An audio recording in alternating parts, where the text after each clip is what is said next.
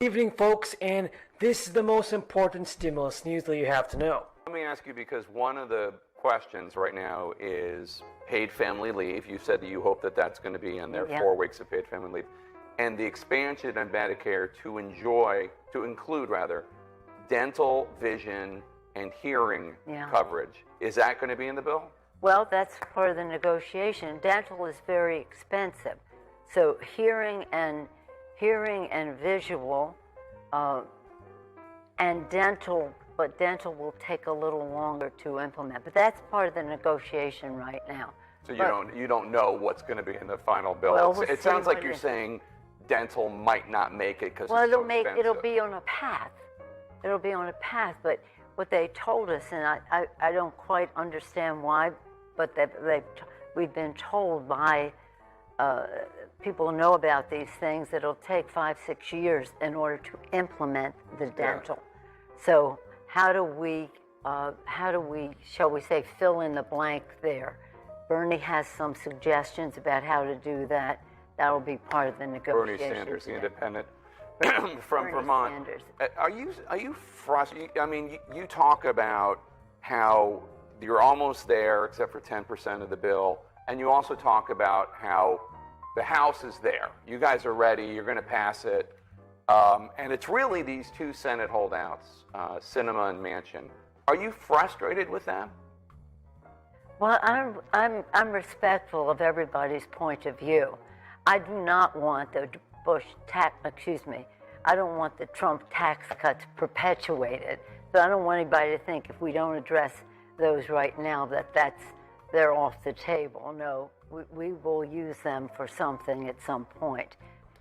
Currently, we are now seeing more and more governors across the country passing new stimulus bills. And these stimulus bills will provide residents with a new stimulus payment for additional financial assistance during the crisis. And there are also some Americans that could receive easily up to $1,000 for each stimulus check. And to find out if you're eligible for a new state stimulus check, then be sure to stay until the end of this video, and don't forget to give this video a like and share this video with your friends and family.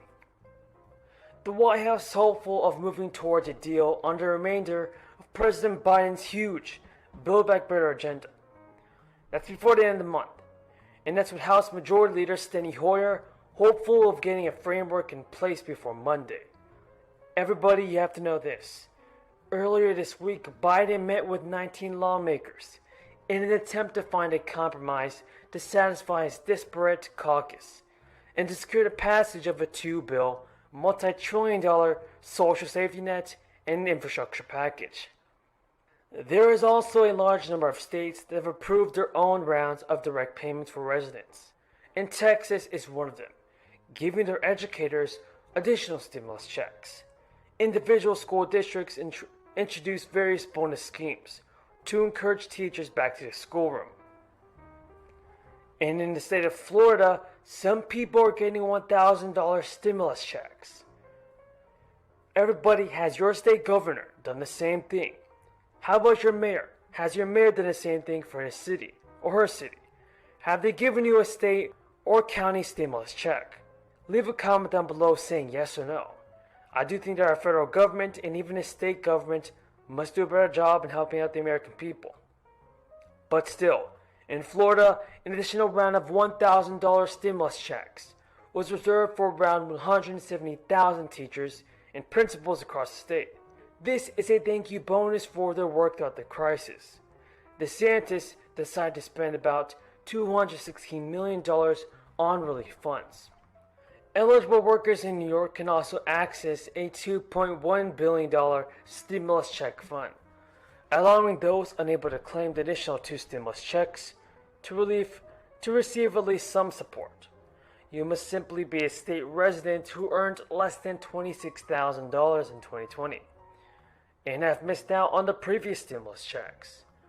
Like Florida, Georgia's stimulus check is focused on educational staff. Another state to provide additional direct payment to educators is Michigan, and some residents will have received an extra payment from the state of New Jersey after a $500 tax rebate was sent out over the summer to eligible New Jerseyans. In Arizona, there is a return to work bonus that will provide unemployed residents to receive a $2,000 direct payment if they find full-time work. As we can see, there are some governors and even some mayors incentivizing their residents to go back to work and to also receive a stimulus check by doing so. I believe this is a good idea, folks, and I believe that more states across the country should definitely do this. And so, there are also Indiana residents that will receive a state-funded tax refund worth a combined $543 million when they file the 2021 tax returns, after the state recorded a budgetary surplus on the previous fiscal year. There is also a large number of states that will be sending out additional payments to their residents soon. If you do believe that all states should send out an extra stimulus check, tell me in the comments below about that. Early this year, an insistent cry arose from business leaders and Republican governors to cut off a $300 a week federal supplement for unemployed Americans. But many people argue that this will hurt many Americans. And yet, 3 months after half of the states began ending that federal payment, there's been no significant influx of job seekers. In states that cut off the $300 check, the workforce and the number of people who either have a job or are looking for one has risen no more than it has in the states that maintain the payment. This shows, folks, that more stimulus payments must be sent out, and that our government must do a better job in helping out the American people with stimulus relief checks. Do you agree? Earlier this week, during a trip to South America, Secretary of State Blinken said that, quote, undermining the independence of the courts and packing courts were among the ways that democracies can come undone. This is the Secretary of State during a trip to South America. His warning was apparently directed to neighbors in our hemisphere. But ironically, his own fellow Democrats here in Washington, D.C. apparently need the same lecture. Last week, President Biden's much ballyhooed commission, tasked with studying potential changes to the makeup of the U.S. Supreme Court, issued its first findings. And in some corners of the radical left, there was predictable disappointment that it had not more explicitly fed the flames. But let's be clear, the mere creation of this commission was itself a clumsy act of political thuggery against judicial independence. And what it did seem to support, shaping term limits on Supreme Court justices, is no less of a radical affront to the principles on which the court was established.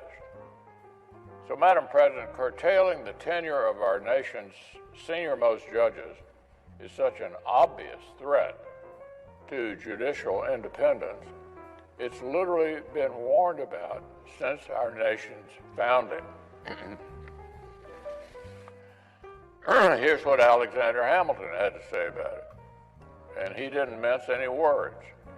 In Federalist 78, he warned that the judiciary is, quote, in continual jeopardy of being overpowered, awed, or influenced by its coordinate branches, and that as nothing can contribute so much to its firmness and independence as permanency in office.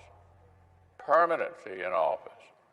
This quality may therefore be justly regarded as an indispensable ingredient in its